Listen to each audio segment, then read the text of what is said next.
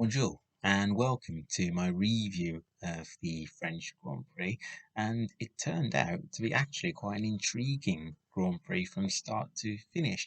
Wasn't expecting it to be a classic, but actually it turned out to be a decent Grand Prix, and a top three of Max Verstappen, Lewis Hamilton, and Sergio Perez. Yeah, very not a bad Grand Prix at all, and definitely had drama at the end. And well, if Red Bull weren't giving Mercedes a tough time, now they're definitely giving Mercedes a tough time. Look, going into France and going into the double headers that will be at Austria. The tracks normally that would suit the Mercedes, and for sure Mercedes did have a better weekend compared to the previous two in Azerbaijan and in Monaco. But you did kind of expect Mercedes to be stronger, I guess, at France. And Red Bull proved once again they are at it and they can perform at any circuit. And you have to give credit to Max Verstappen and Red Bull for the job that they've done, not just at France, but also throughout this season. They definitely are giving Mercedes a hard time, and as a neutral, that is what we want to see.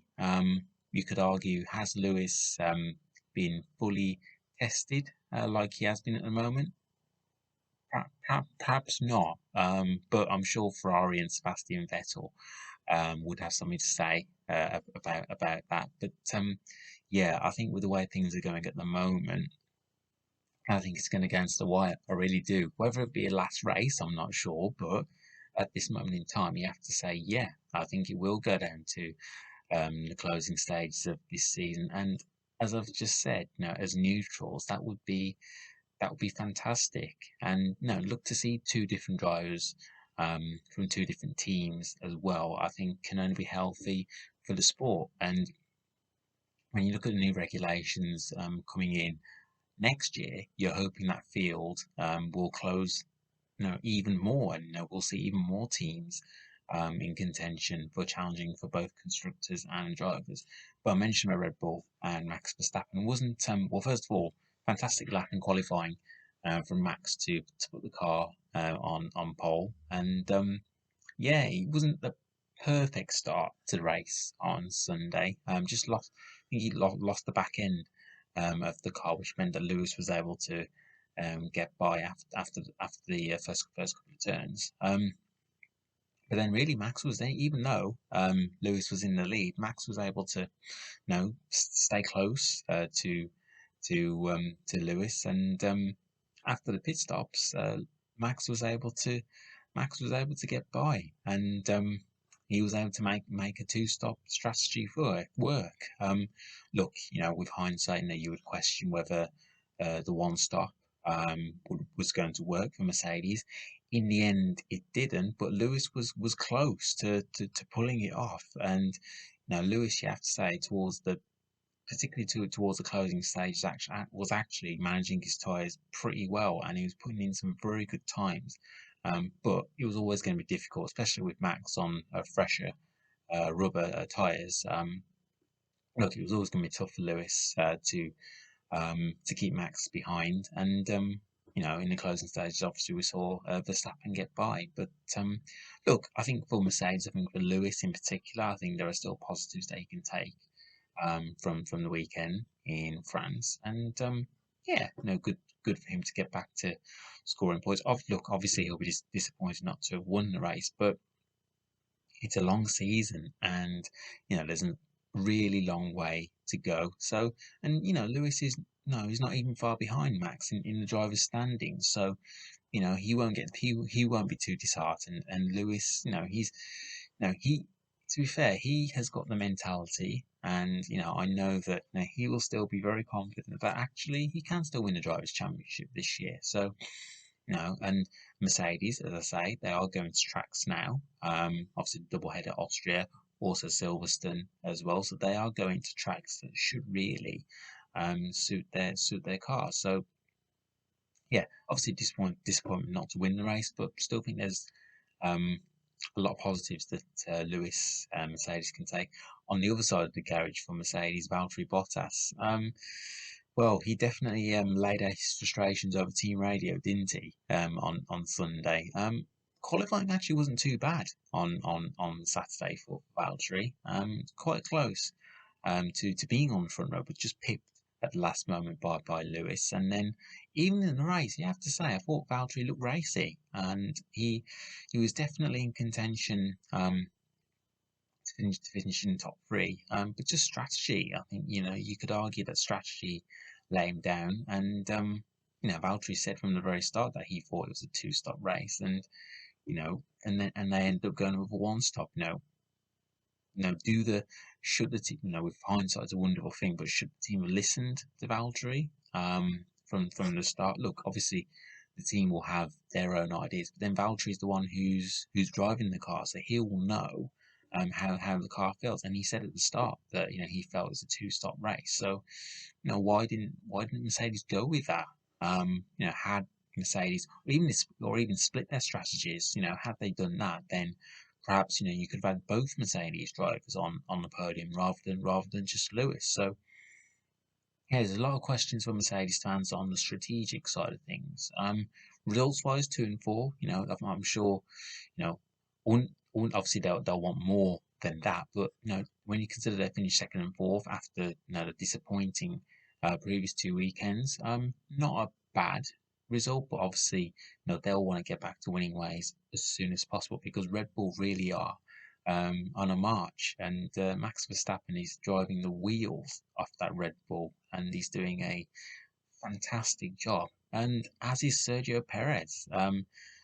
He another solid weekend for the Mexican, and you know, I think finally Red Bull look like they've got that driver who can perform alongside Max and be right up there with the Mercedes. And Checo was able to definitely make his strategy work and was able to get by Valtteri in the closing stages. And had there been a couple more laps, then perhaps he would have got close to challenging Lewis for second. But yeah, good solid weekend for Checo, and Red Bull continue. Well, obviously they extended their lead in the drivers' championship through Max, but also in the constructors' championship as well. So things are looking up for Red Bull, and once again, super job from both drivers, both Max and Checo, and yeah, things are looking good for Red Bull.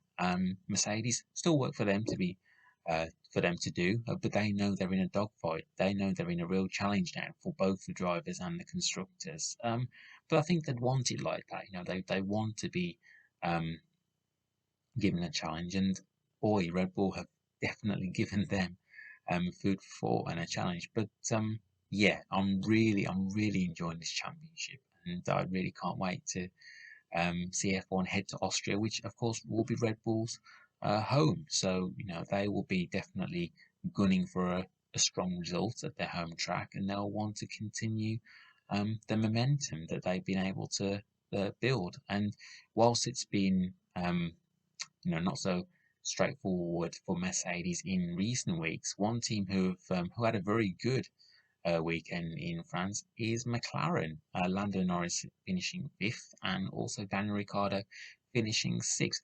Better weekend and a much stronger weekend for the Australian. And I think that his performance at France proves that actually Daniel is starting to get more comfortable with the McLaren, and we started to see. And I think on Sunday we saw the best of Daniel. Now pulled off some good overtaking manoeuvres, and yeah, obviously would have liked to have beaten his teammate, but Lando was on a fresh tyres, and he was the quicker out of the two. And yeah, Daniel was able to do a good solid job for the team, and I think there are a lot of positives that he can take from the weekend. And yeah, I don't think McLaren were quite expected to be as strong as they were in race, but actually, they did a really good job. And Lando once again, another top five finish, and he just continues to really impress not just me, but so many of people in Formula One. He has done a fantastic job this year, and I think had he not signed a new contract with McLaren, I think Mercedes would potentially be looking at Lando as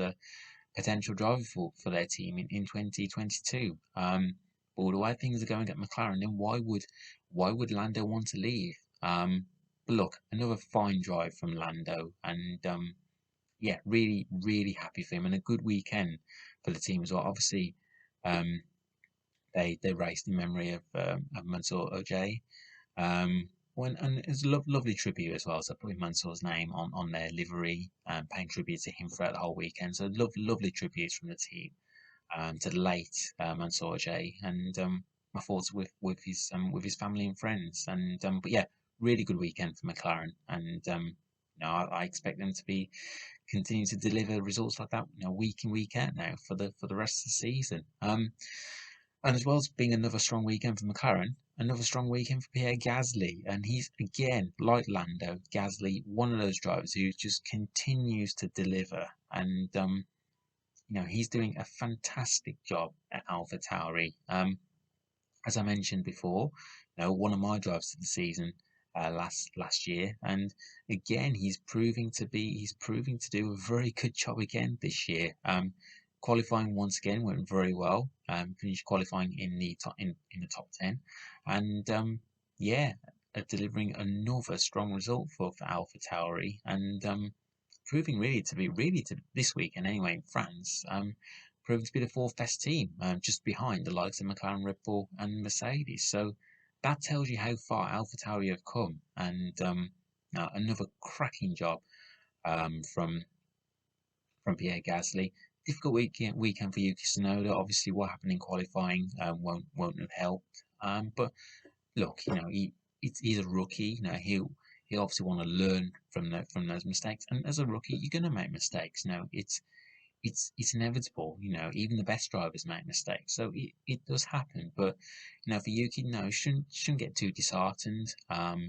He's talented. We've seen that in flashes this year, and even so, I think moving to closer to Faenza will help in the long term. But obviously, Yuki will want to cut out those mistakes as soon as, and then really, yeah, just get back to being the driver that we know he can be. But it's still very early in his career, and whilst he has made mistakes, and we've also, as I mentioned, just seen those flashes of brilliance. So yeah, I think you just don't get too disheartened, and just keep fighting, and yeah, the results will come back for sure. And speaking of talking of France, Alpine, I don't know why I'm saying AlphaTauri.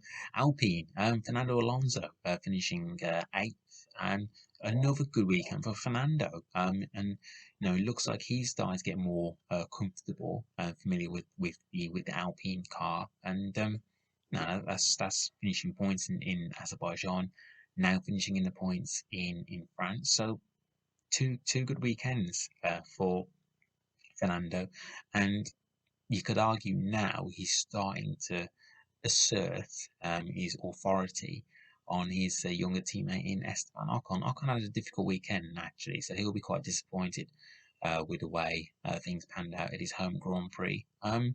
But even so, not a bad weekend for Alpine, and yeah, good performance from Fernando Alonso, and also with Aston Martin, two good drives from Sebastian Vettel and Lance Stroll. Lance actually being one of my star drivers of today. Starting the race 19th, and yet making his way through the field and finishing 10th. So a really good drive from Lance Stroll. Didn't see much of him actually in the race, but from progress that he made, and as I say, to go from 19th to 10th was a very good drive from Lance. And it's been a couple of times now where both Aston Martins have been able to go long on the hard tyre and make that first stage, first part of their strategy work, and then the second part they're able to go that a little bit quicker and to be able to maintain and get back into those points. So Sebastian, starting outside the top 10, was able to go long in the first stint, and then was able to get back into the points. Wasn't quite able to get by Fernando Alonso in the closing stages, but even so, good points for Aston Martin, and they're continuing to progress, which I'm sure will definitely please the team. And then just finally, one other driver who I thought did a fantastic job. Didn't see much of him on race day, but one driver who did a fantastic job was George Russell, finishing 12th for Williams, and as a result of that, so Williams go above Haas in the constructors, although both teams are still pointless at this moment in time. A great drive from George.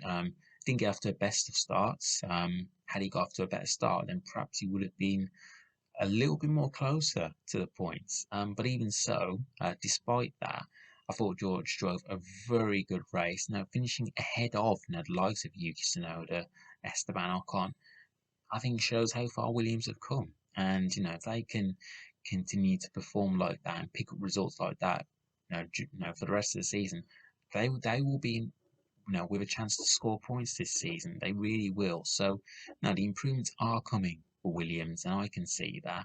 And whilst we might not have seen much of George on Sunday, finishing 12th was a really good effort from the team and from George as well. And yeah, good encouraging signs from Williams. And yeah, we want to see Williams right back at the sharp end of the grid, but it's going to take time. It really is going to take time. But finishing 12th, great result, good team effort from Williams, and yeah, hopefully we see them score points between now and the end of the season. So that's the end of my review of the French Grand Prix. Again, a cracking race. I didn't expect it to be a good race, but turned out to be so. And yeah, just a short wait now for the next Grand Prix, which will be in Austria. So we're doing a preview ahead of that Grand Prix this week. And if you want to talk things F1, I'm on Twitter at Baggies20, and I'm also on Instagram at ManishPatel89. And I will catch up with you guys and girls soon. A bientôt.